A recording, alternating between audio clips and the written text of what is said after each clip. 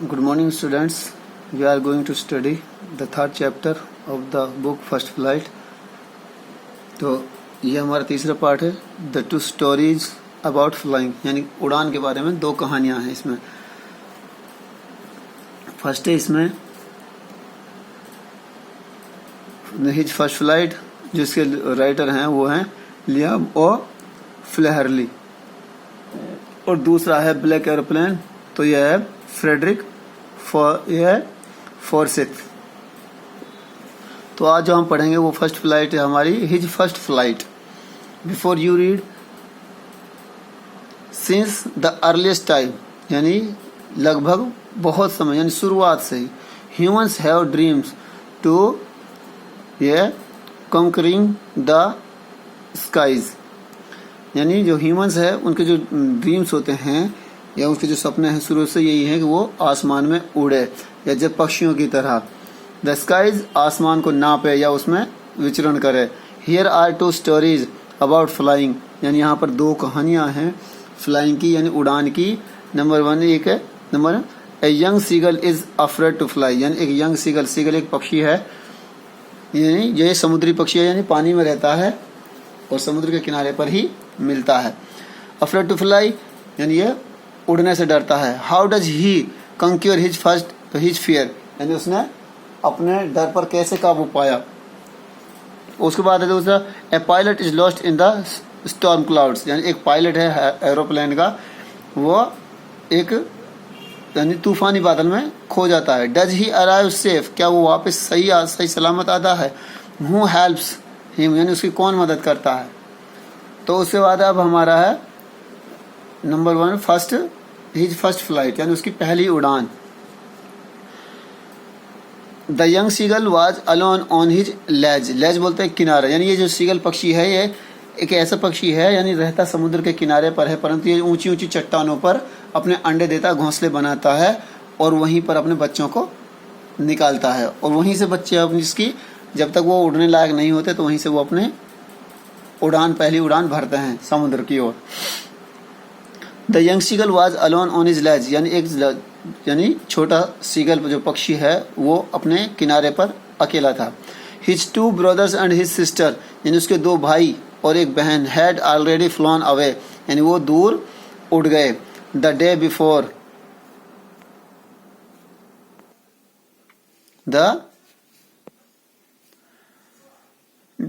यानी एक दिन पहले। He had been afraid to fly, यानी वो उड़ने से डरता है। With them, उनके साथ।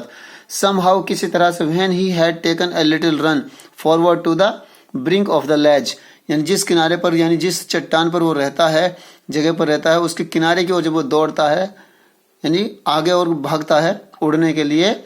And attempt to flap his wings, यानी वो अपने परों को फड़फड़ाने की कोशिश करता है। He became afraid, और वो डर जाता है। The great expanse ऑफ सी, यानी वो एक्सपेंस बोलते हैं बहुत अथाह फैला हुआ समुद्र, यानी उसको देखकर वो डर जाता है। स्ट्रेच डाउन बीनीथ हिम, यानी जो उसके नीचे फैला हुआ था। Yet it was such a long way down, यानी ये बात सही है कि उसके जहां वो उसका घर था, घोंसला था, वहां से जो समुद्र था वो बहुत ही नीचे था और काफी लंबा फासला भी था ऊपर से नीचे तक। माइल्स डाउन, लगभग कई मील नीचे था। ही फेल्ट सर्टेन दैट, यानी उसने निश्चित तौर पर यह महसूस किया that his wings would never support him, यानी उसकी जो पंख है उसको कभी सपोर्ट नहीं करेंगे, यानी वो सोचता है कि ये तेरी जो पंख है तेरा साथ नहीं देंगी और जैसे तू उड़ने की कोशिश करेगा तो ये तुम्हें ये खत्म कर देंगे, यानी ये तुम्हारा साथ नहीं देंगे और तुम मर जाएगा। सो ही बेंट हिज हेड, और वो अपने सिर को मोड़कर, यानी गर्दन को मोड़कर नीचे ran away back to the little hole under the ledge, यानी उस चट्टान पर जो उसका छेद था, यानी घोंसला था, उसमें वो अंदर चला जाता है अपने गर्दन को मोड़कर। Where he slept at night, जहां पर वो रात को सोता था। Even when each of his brothers and sisters, यानी वहां पर जो उसके भाई और जो बहन खुद के brothers and sisters whose wings were far shorter than his own, यानी उसके जो ये सबसे बड़ा भाई था और इसके जो छोटे दो भाई और बहन थी, उनके जो पंख थे इससे छोटे थे, लेकिन फिर भी इसको अपने ऊपर भरोसा नहीं था। रन टू द ब्रिंक, यानी वो किनारे की ओर दौड़ता। फ्लैप्ड देयर विंग्स यानी वो अपने पंखों को फड़फड़ाते। एंड फ्ली अवे और उड़ जाते, यानी छोटे छोटे जो बहन भाई थे उसके वो थे। ही फेल्ड यानी वो he failed to muster up कॉरेज, यानी मस्टर अप कॉरेज बोलते हैं साहस को जुटाना, यानी वो अपनी इतनी हिम्मत नहीं पैदा कर पाया कि वो आगे उड़ सके। To take that plunge which appeared to him so desperate, यानी वो ऐसा लगता था उसको to take that plunge which appeared to him so desperate, यानी वो सोचता था कि यदि मैं यहाँ से उड़ता हूँ और बाकी अगर मेरे पंखों ने मेरा साथ नहीं दिया तो मेरा तो काम तमाम हो जाएगा। His father and mother had come around, यानी उसके जो माता और जो पिता थे वो उसके जहाँ पर वो रहता था वहां पर आते हैं इधर उधर से उड़ते हुए। एंड कॉलिंग हिम टू श्रीली बोलते हैं तेज आवाज में, उसको बुलाते हैं एकदम तेज आवाज में। अनब्रेंडिंग हिम यानी अपब्रेंडिंग बोलते हैं स्कॉल्डिंग, यानी उसको डांटते हुए। थ्रीटिंग धमकाते हुए। टू लेट हिम स्टार्व भूखा मरने के लिए on his ledge unless he flee away, यानी वो कहते हैं उससे कि यदि तुम यहाँ से नहीं उड़े, तुमने कोशिश नहीं की उड़ने की, तुम यहाँ पर भूखे मर जाओगे। But for the life of him he could not move, परंतु उसकी जो जीवन था वो उसको ऐसा करने से मना करता था, यानी उसकी हिम्मत नहीं होती थी कि वो नीचे जा।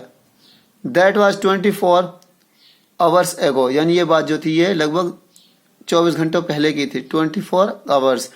Since then nobody had come near him, यानी कोई उसके पास नहीं आया था। द डे बिफोर एक दिन पहले। ऑल डे लॉन्ग पूरे दिन। He had watched his parents flying about with his brothers and sisters, यानी उसने अपने माता पिता को देखा अपने भाई बहनों के साथ उड़ते हुए। परफेक्टिंग दैम उनको पूर्ण करते हुए। In the art of flight यानी उड़ने की कला सिखाते हुए। उसके जो माता पिता थे अपने भाई बहनों को उनको उड़ने की कला सिखा रहे थे। Teaching them how to skim यानी द वेव्स, वो कहते थे कि भाई जो धारें आती हैं यानी जो हमारी वेव आती हैं उनको कैसे चीरा जाए या उनसे हम कैसे लड़ सकते हैं। Teaching them how to skim the waves यानी जो लहरें आती हैं उनको कैसे हम पार कर सकते हैं। And how to dive for fish यानी और मछली को पकड़ने के लिए पानी में गोता कैसे लगाते हैं, डाइव कहते हैं गोता लगाने को। He had in fact seen his older brother catch his first hurrying and devote it, यानी परंतु अब उसने अपने बड़े भाई को या जो उसका छोटा भाई था उसके साथ का उसको देखता है कि उसने अपनी पहली जो मछली थी उसको कैसे कैच किया, कैसे पकड़ा उसको, कैसे उसका शिकार किया। स्टैंडिंग ऑन ए रॉक यानी और जब उसने उसको पकड़ लिया तो एक चट्टान पर खड़े होके while his parents circled around raising ए प्राउड कैकल, यानी जब वो उसने शिकार कर लिया वो एक चट्टान पर बैठ गया तो जो उसके माता पिता थे उस छोटे सेगल के यानी वो चारों तरफ घूमते हैं और उसको आवाज देते हैं यानी उसको शाबाशी देते हैं।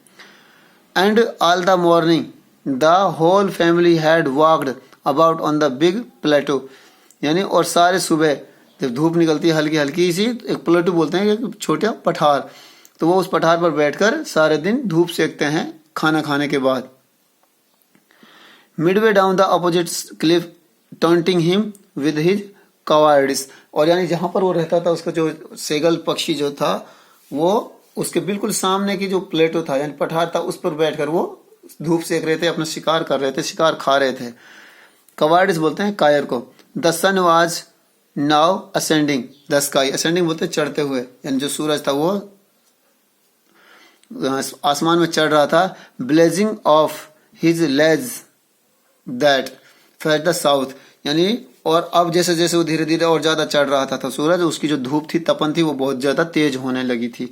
और उसका जो फेस था लेज दैट फेस द साउथ, यानी जो लेज था उसका जो मुंह था जहां वो बच्चा रहता था सीगल का उसका मुंह दक्षिण की तरफ था। ही फेल्ट द हीट, यानी उसने उस गर्मी को महसूस किया। Because he had no eaten since the previous nightfall, यानी पूरी रात उसने जब पिछली गुजरी है उसमें उसने कुछ भी नहीं खाया था। He stepped slowly out to the brink of the ledge, यानी जहां पर वो रहता था उस चट्टान पर वो धीरे धीरे उस किनारे की तरफ आता है। And standing on one leg, यानी और एक पैर पर वो खड़ा हो जाता है। And with the other leg hidden, और दूसरा जो पैर है वो अपने पैरों में, पंखों में छुपा लेता है।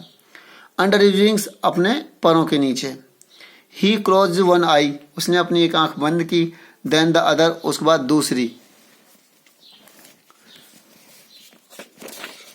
जब उसने दोनों आंखें बंद कर ली